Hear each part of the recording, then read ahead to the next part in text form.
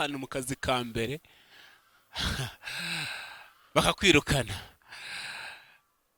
atari utazi gukura, atari utari umuhanga, ariko nkuzana ijambo rikuvuga ngo humura, nkuzana ijambo ry'ihumure, nkuzana ijambo ry'ihumure, nkuzana ijambo ry'ihumure. Emera Yesu ayobora ubugingo bwawe, emera Imana ibe muri wowe, emera Imana igukoreshe, emera Imana, haleluya, emera kumvira ijwi ry'Imana, kuko ikintu cyose tuze kutumvira ijwi ry'Imana. Ngo agerayo asanga inzara imumerera nabi. Haleluya. Hari ahantu tujya tuba ibintu bikanga, hari ahantu tujya tugera ibintu bikanga, ariko kuri Yesu ndagutangariza amakuru ko akiri iki, haracyari ubuzima. Bwana asifiwe. Isaka ngo arangije aravuga ngo ariko yibuka neza ko Imana imugarutseho, yibuka neza ko ari amareba se Abrahamu yari yarafukuye. Bwana asifiwe. Ngo arangije ngo Isaka ngo aravuga ngo ubwo hari amareba data Abrahamu yari yarafukuye, reka njye gufukura, reka nongeye njye kureba ya mariba. Birebe ngo nuko ajya kwiriba rya mbere ararifukura, yongeye asibura iriba rya se Abrahamu. Ngo akimara gufukura iriba rya se Abrahamu, ngo nuko ngo bashumba b'igerari ngo baraza ngo baritonganiraho. Mana shimwe. Hari igihe tuhura n'intambara, ariko nyamara atari intambara zirimo ziratubuza, atari intambara zirimo Imana, ahubwo ari intambara z'iki, z'umwanzi yahagurukije. Ndifuza ko uyu munsi, haleluya, ndifuza ko uyu munsi wageze kwicano, ndifuza ko Uwiteka akaza mu buzima bwawe. Alepetisi edrome, ndifuza ko data aza mu buzima bwawe, akaza akakurwana intambara, kuko amariba wagiye wafukuye sinyazi, ariko numvisha umukambwira ngo mbazane ijambo rivuga ngo Uwiteka aguha iriba rizima. Ndumva nifuza kuvuga ngo Uwiteka aguha iriba rizima, kuko ayo wagiye ufukura yose, wagiye wahuraho n'ibibazo, kuko wagiye ukora hose haleluya, wagiye wirukanwa nta mpamvu, kuko aho wagiye hose wagiye uhura n'intambara zikomeye. Imana ishimwe. Yesaya mu bice byaho 30 yaravuze ngo ahanura Kristo, yaravuze ngo yaje kubwira imbohe ko zibohotse. Ndashaka kubabwira ngo uyu munsi Uwiteka aje kubohora, kugira ngo wari umaze igihe kirekire wumva nta mahoro ufite mu mutima. Ndumva ndopelesi edrome, ndumva ndimo ndabwirizwa n'umwuka kukubwira ngo nubwo wari umaze igihe kirekire nta amahoro, ariko Yesu akuzanira iriba ryiza, akuzanira iriba rikumara inyota. Yesu akuzanira iriba, haleluya, Yesu akuzanira iriba. Iryo riba nurinywaho, Yesu avuze ko ntago uzongera kugira inyota ukundi, avuze ko nta yindi nyota. Bundi tujya abantu bagira inyota, uyu munsi ukanywa amazi agashira, uyu munsi bo n'ubuhamya burebure, reka ncemo gakeya. Rimwe nigize, iyi ni Bohorwa Official TV.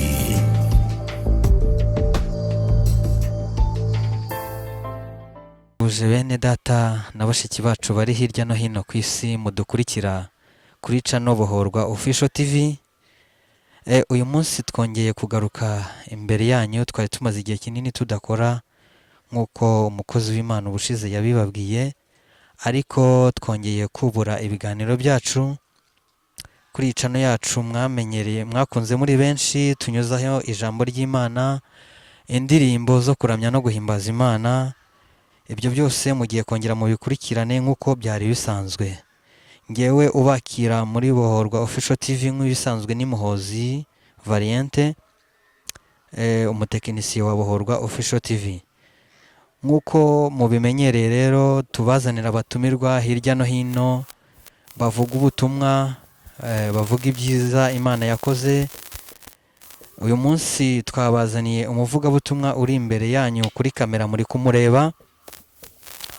Agiye kutugezaho ijambo ry'Imana yaduteguriye uyu munsi wa none, kandi tuzi neza ko imitima y'abantu benshi iri bufashwe, imitima y'abantu benshi irabohoka. Adufitiye byinshi muri we, reka tumwakire kuri kamera atangire asenga, ubundi narangiza atugezeho iby'Imana yamuhaye kugeza ku bwoko bwayo. Karibu umukozi w'Imana muri studio. murakoze cyane, Yesu ashimwe cyane. Nejejwe n'Imana k'uyu munsi wa none kuba inyemerera kuza imbere y'iyi kamera, kuri iki kinyamakuru tuje kubabwira ijambo ry'Imana.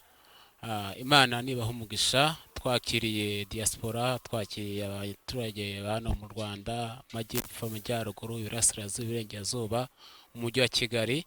Twakiriye n'abandi bari mu baturanyi bacu, Uganda, Kenya, Tanzania, Burundi, n'ahandi handi. Imana nibaha umugisha. Tubazaniye ku ijambo ry'Imana riri mu gitabo cy'Imana, kandi tumva tunejejwe no kuba nanyu muri aka kanya. Imana niduhana umugisha. Reka dusenge ubundi dukomeze n'ijambo ry'Imana. Imana turagushimiye, turaguhimbaje, tugushimiye ko waturinze, warinze abo mu gihugu cy'u Rwanda, urinda diaspora aho ziri hose, Tanzania, Kenya, Uganda, Burundi, hanze Canada, Australia, ku migabane yose y'isi. Turagushimiye ko waturinze mwami. Ahantu henshi hagiye humvikana impuha z'intambara n'ibintu byinshi bikomeye, ariko twe uraturinze, duhagazeho. Tugushimiye rero ko wemeye ko tutambutsa ubutumwa bwiza mu gihe nk'iki kigoye, igihe nk'iki kiruhije, ariko dusabye kugira ngo umwuka wera w'Imana azabane natwe, kandi ubuntu bwawe n'ibambe byawe bibane natwe. Yesu, sabye kugira ngo umutima wose wumvire ijambo ubohoke, kandi Mana iri jambo rigira ibyo rirema, rigira ibyo risenye. Ko nasomye ijambo rirambwira ngo ijambo ryawe ni umutsima uhaza. Hala do bestita pifola bonesti etesafol eze bone syndrome. Nasomye ijambo rirambwira ngo ijambo rye n'inkota icumitira mu byombi gahinguranya. Ngaho nyemerera ritunganye buri umwe wese, kandi rikora ikintu cyo mu buzima bwacu muzaje Yesu. Amen. Amazina yanjye nitwa Ndamyumugabe Isaac. Imana ko itwemereye tukagera imbere yanyu, tugiye kuganira ku ijambo ry'Imana rifite intego, ifite insanganyamatsiko ivuga ngo Iriba Rizima. Kuko tuzi neza ko hari abantu bajya ku mariba, ariko amariba yose siko ari amariba mazima. Imana ishimwe. Reka dusome ijambo riri mu Itangiriro ibice bya 26, ubundi dukomeze twigane ku ijambo ry'Imana. Imana nibaha umugisha mwinshi cyane. Tugiye gusoma ijambo riri mu bice 26, turasoma n'umurongo wa 22, ubundi dusimbuke dusome muri Yohana 4. Ubundi Uwiteka wampera umugisha mwinshi cyane. Reka dusome. Haravuze ngo nuko avayo afukura irindi riba, ryo ntiryatonganirwaho, ryita Rehoboti.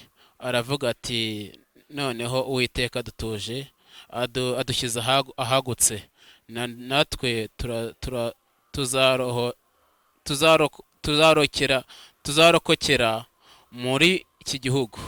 Mwami Yesu naduhana umugisha mwinshi cyane. Reka dusome Yohana ibice 4.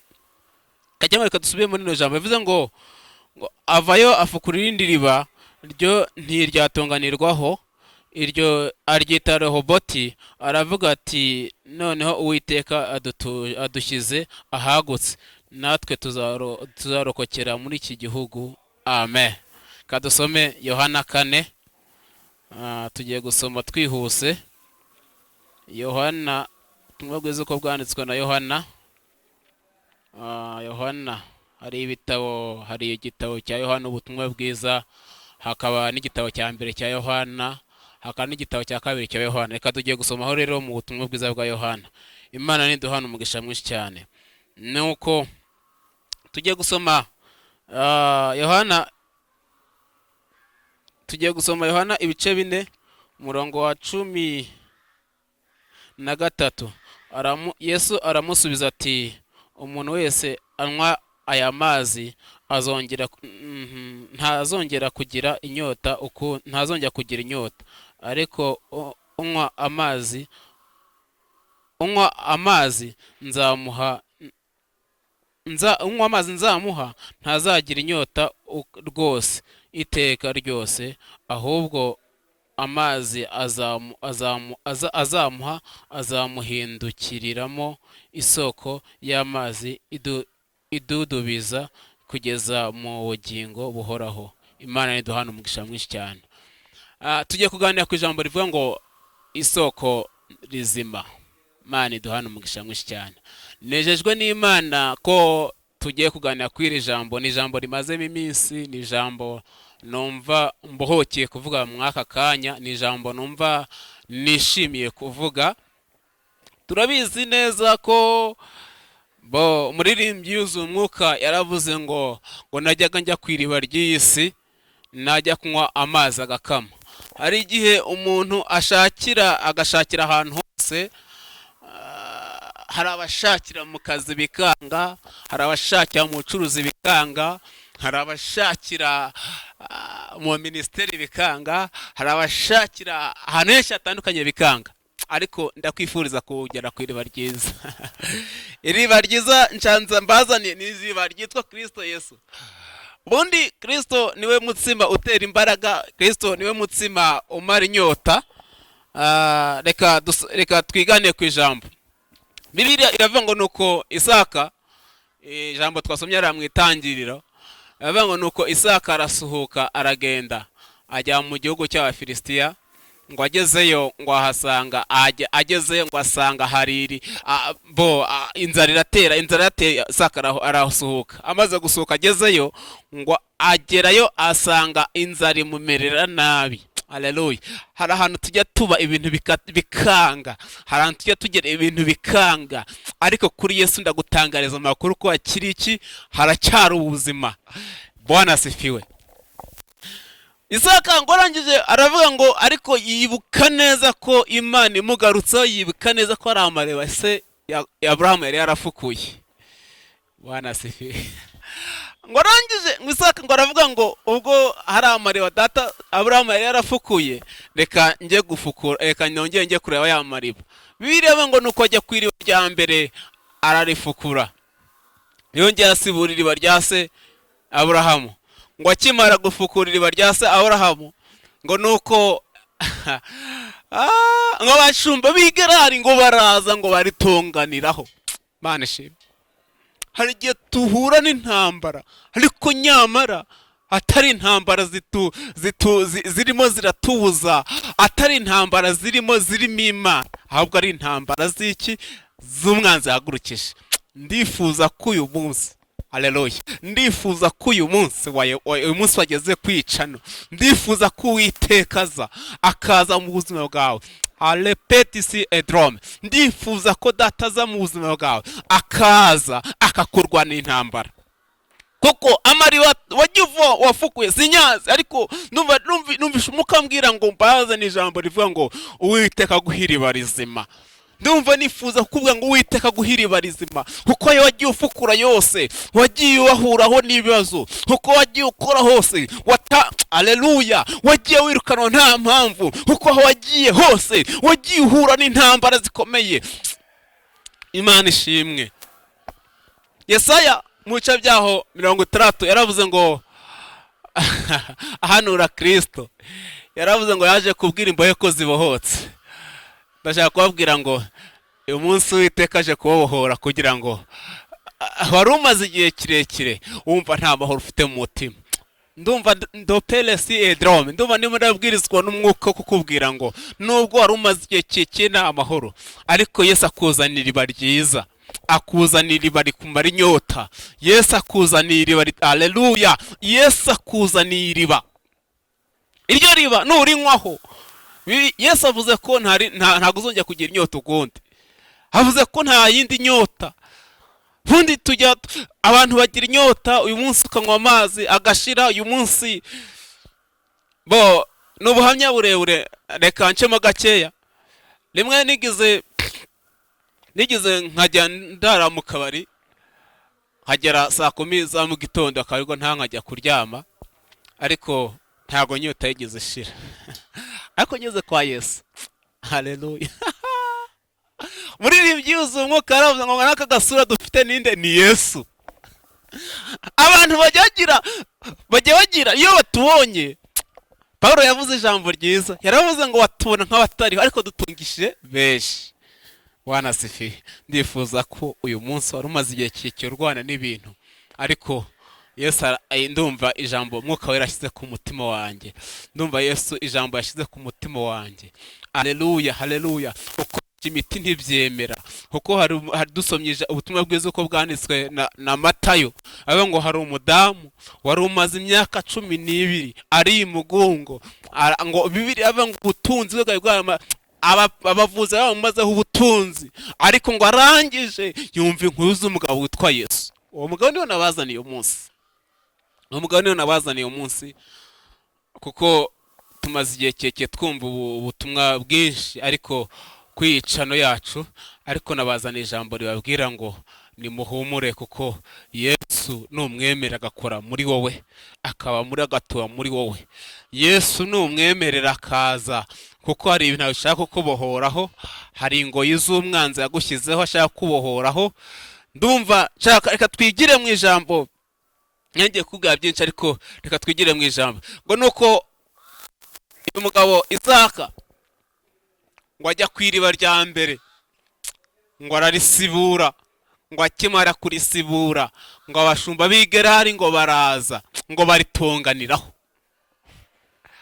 Mana we, hari igihe ujya mu kazi uzi ko wari ugiye kuzamuka, wumva ko ufite ibyiringiro, warapanze imishinga, warapanze proje, ariko bikanga. Mana ishimwe. Amen. Ariko nkuzana ijambo rikubwira ngo kwa Yesu biracyashoboka.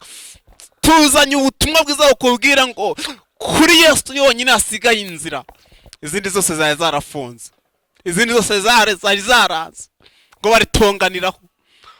Isaka ngo abona gutongana cyangwa se kurwana, abona sicyo kiri ngombwa, sicyo kiri bubanze. Haleluya. Umuririmbyi yuzuye umwuka. Abakristo, reka twiganire ijambo rye. Umuririmbyi yuzuye umwuka yaravuze ngo urwana intambara nziza. Undi muririmbyi yuzuye avuga ngo narwanye intambara nziza. Haleluya. Ndumashaka ko hari abantu benshi barwana intambara, ariko ugasanga intambara barwana, ugenzura intambara urwana mu iyi minsi, niba ari intambara z'umwuka, niba ari intambara z'Imana, ariko urebe intambara murarwana mu iki gihe, urebe urugamba murarwana uko rumeze, urebe elestita pifolase drome. Ndumashaka kubwira ngo niba uri murarwana urugamba rw'Imana uzatsinda, ariko niba warwana urugamba rw'umubiri inshuti y'umusaraba, ndumashaka kubwira ngo garukira aho ngaho. Niba warwana, haleluya, kuko uri mu ruhande rwacu aruta uri mu ruhande rwabo. Warakoze biranga, ujya mu kazi biranga, uragenda urangwa, ariko tubashaka kubwira ngo uyu munsi nkuzana ijambo rikubwira ngo kuri Yesu biracyashoboka. Bwira ngo no amahirwe warabuze uyu munsi, Imana ikuzana amahirwe kongera kubona andi mahirwe ya kabiri, kuzana amahirwe kongera kubona iriba rizima. Iryo riba, haleluya, haleluya, nuko Aburahamu, Yosefu nani uyu mugabo Isaka ngo amaze kuricukura, ngo afukura irindi riba rya kabiri. Imana ishimwe. Hari igihe ujya hamwe bikanga, wajya ha kabiri bikanga, ariko haracyari ibyiringiro by'uko igiti cyatemwe cyakongera kigashibuka. Bwana asifiwe. Ngo nuko Isaka ngo ajya kurindi riba rya kabiri, maze gufukura iryo rya kabiri ngo naryo baritonganiraho. Hari igihe ujya ahantu mu kazi ka mbere bakakwirukana,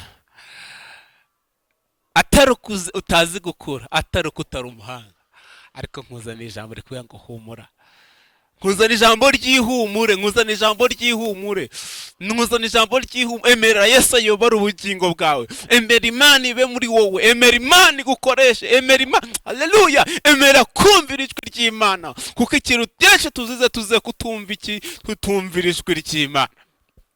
Bararwana. Ririmbyi yavuze ngo narwanye intambara nziza, ndindi byo kwizera. Paulo yavuze ngo ndasigara ko simeze nk'utazi yajya, aho ngo ndarasana ariko si musha.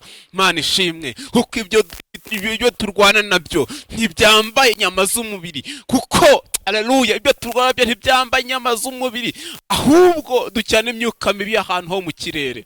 Dolasi eledrome pelefolasi edra topefos edrome. Ndumva shaka ku destifo, ndumva atebo vasi edra, ndumva shaka gwanura wowe etesta for benes etaza volabo, wowe uri bwumvira ijambo, ndumva shaka kuguhanurira, wari waragi etestifo dra, warirwanira ukoresha imbaraga z'umubiri biranga, ariko uyu munsi Yesu akuzana ijambo ryihumure, ekuzana ijambo rikubwira ngo humura, kuko aracyari ibyiringire kuri Yesu. Nuko dusome ngo nuko Bibiri iravuze ngo nuko uyu mugabo yitwa Isaka ngo amaze gucukura iryo riba rya kabiri ngo aritonganiyeho, arangije ngo arazamuka ngo afukura irindi riba rya gatatu. Mana ishimwe, iriba rya gatatu. Yesu aguha iriba rizima, Yesu aguha iriba rya gatatu, Yesu aguha amahirwe ya kabiri y'akazi, Yesu aguha amahirwe ya kabiri yo kubyara, Yesu aguha amahirwe ya kabiri yo gusama, pelistita fora ebensidrom, Yesu aguha amahirwe ya kabiri yo gushakwa, telibinisi etribe fosidro. Ndumva shaka kubwira ngo pelisi devasidra wo opefosidra, umaze gupfusha ubukwe inshuro nyinshi, ala bonestita pifosidra, umaze guataya bonesidrom, umaze gupfusha ubukwe inshuro tarimwe atari ebyiri. Hari nubwo bwagiye bugera ko testifo utanze invitation biranga, ariko nuva nkuzana ijambo ry'ihumure. Yesu akuzaniye iki? Akuzanira iriba rya gatatu, Rehoboti. Haleluya, ryitwa Rehoboti. Biraba ngo nuko iryo riba ngo ararifukura, niryatonganirwaho. Imana ishimwe, iryo riba niryatonganirwaho. Iby'Imana ishyize mu kuboko ntibitonganirwaho. Hari intambara turwana ariko ugasanga nizo turwana nitwe twazikururiye. Iby'Imana ishyigikiye ntabwo bitonganirwaho. Ndumva ashaka kukubwira ngo haleluya, ndumva ndimo ndafashwa.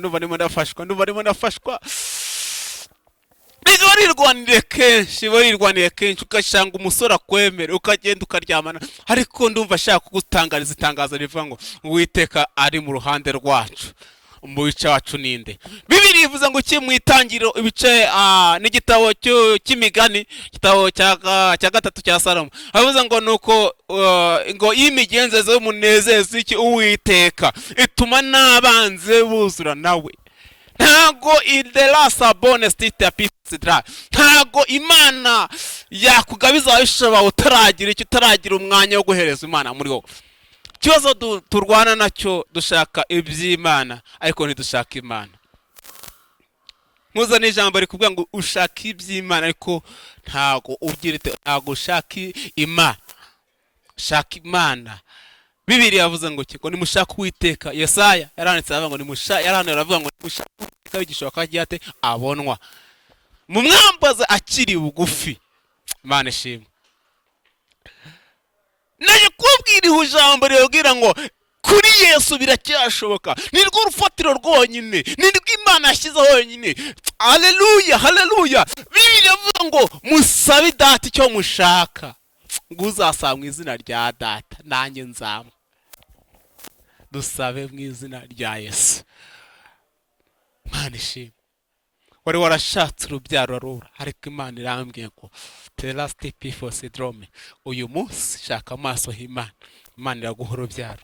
Uyu munsi taibi for lebonestita, yo pelfole cedra, uyu munsi tekita pifo, wajya kujya mu kazi ugahura n'intambara zitandukanye, ariko shaka amaso, egera Imana, kuko bavuga ngo mumwambaza akiri bugufi. Imana nishimwe.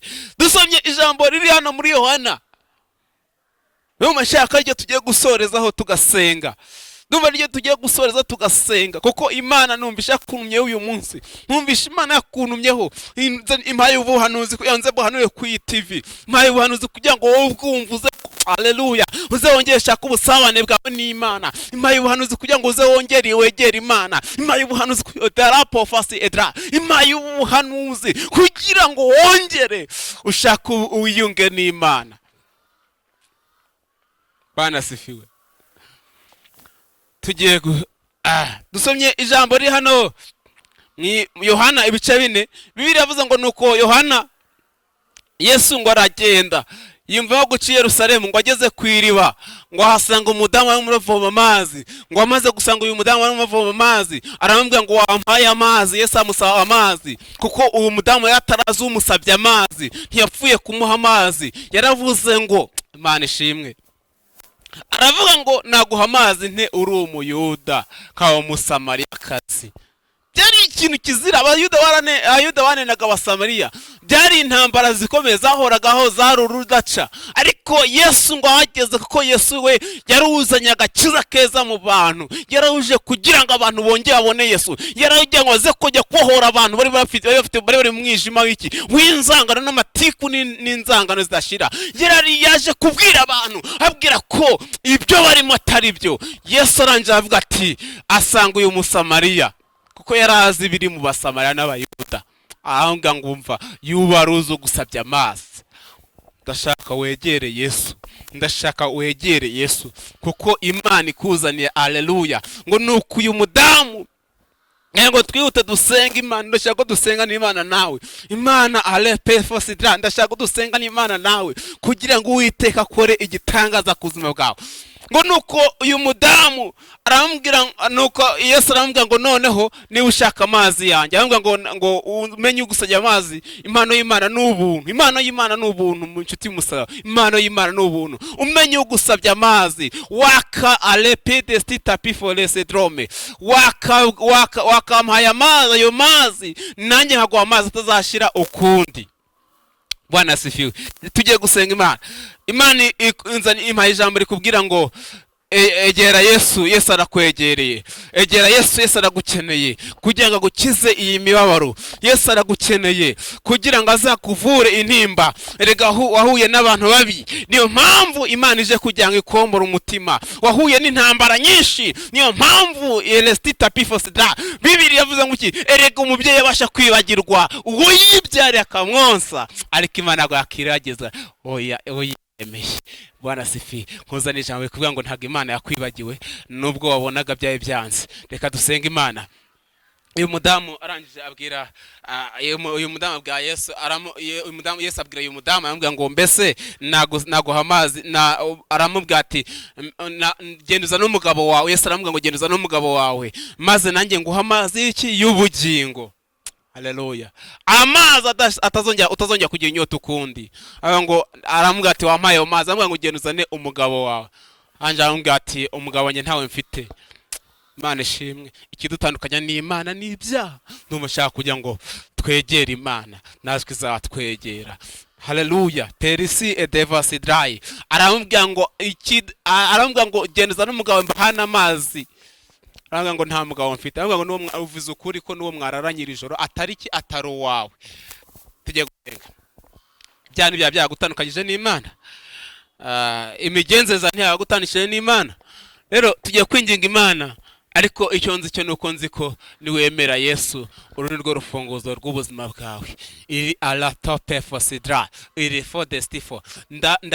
Ndahamya ndi mu mwuka, ndaguhamiriza aka kanya, ndaguhamiriza ko Yesu aje gufungura ubuzima bwawe. Imana izanye urufunguzo, inestifodra. Imana izanye urufunguzo. Numa ngiye guhanura uyu muntu wari umaze distance dibifosidrome, perifola sedrai, wari umaze igihe cyuribwa mu kiziba cy'inda, terasa fodra, benifo syndrome, wari ufite ibibyimba. Ariko data wa twese ambwiye ijambo, arambwiye ngo emerera Yesu. Tugiye gusenga. Ni Imana ikiza uburwayi. Tugiye gusenga. Ni Imana itanga akazi. Tugiye gusenga. Ni Imana ihindura ubuzima. Tugiye gusenga. Ni Imana ikora ibitangaza. Imana wewe wemereye guca bugufi, Imana ije kugira ngo kugire neza. Mana turagushimiye, turaguhimbaje. Tule bensi edra, tugushimiye kubw'ineza, tugushimiye kubw'urukundo rwawe. Umiye ko udahinduka, kandi tugushimiye kubw'urukundo rwawe n'ineza yawe. Tugushimiye kuko wemeye ko abene data bumva ubutumwa bwiza, kandi niwe soko imara inyota, niwe Mana. Ola side befos, wavuze ngo ukwiringiye ameze nk'umusozi Siyoni utabasha kunyeganyezwa. Uvuga ijambo ryiza, uravuga ngo olefo destifo, naho yawe apazongera beho topiste etefosdra. Kandi wavuze ijambo ryiza, uvuga ngo Mana turagushimiye. Niwe mutsima umara inyota, niwe Mana imara agahinda, niwe Mana imana umubabaro. Dusengeye bene data uha laside befo, abanga abuzakaza abarede stifo zedrome pafasa yakuta helistiti for enestita tuze bafasi manuru ubuzima butayufite icyerekezo mamoro yabo rapidest for manuru abantu hatari bafite for bensi edra batari bafite ubuzima mbaremeye ubuzima bushya muri Kristo Yesu mbene tafo pokatika chenes mbaremeye ubuzima bushya nensedra mene kotape fosedra ndabashenye kugira ngo mwami amaboko yawe aboneke ku buzima bwabo imbaraga ze ziboneke ku buzima bwabo ndabasengeye kugira ngo mwami urusheho kubanezeza helesti before sidra ukoraga kabona kazi nikagenda wacuruzaga ntiyunguke uhera akakanya nabona inyungu holy cd before sidra tafola bon sidra alivobe kotasti for dry st before sidra man uvuze ko ari we soko imara inyota uravuze ngo niwe utanga amazi umuntu atazongera kugira inyota ukundi nyemerere Yesu batuza hagutse uyu mugabo n'umutuza hagutse uyu musore n'umutuza hagutse koga n'umutuza hagutse ene pofasidra mwahagutse wamuhereza akazi mwahagutse wamuhere pifosidra ahagutse wamuhereza mwami urugo ruzima urakoze Yesu ndabasengeye kugira ngo babone ibyiza ndabasengeye ko babone ubutabazi ndabasengeye ko babone umugisha wawe ndabasengeye ko babone olefo de stapikita before la cetra ndagushimiye kugize neza ngaho nyemera mwami urema amashimwe bwoko bwawe uzumvira ijambo urema ishimwe ku mutima we urema ishimwe Yesu wari wihebye abona amahoro uko mwami Yestifo Yesaya hanuye ngo waje kubwimba ko zibohotse ari uboshye mu mutima ababoke kubwijambo ryawe ari wari ufite intambara zishiye ijambo ryawe jambo rya riremo ubuzima bushya jambo rya riremo umunezero jambo rya riremo la peace edra urakoze ndagushimiye ngaho ganza utegeke kuboko bwawe neza no kumikwa musajya Yesu amen.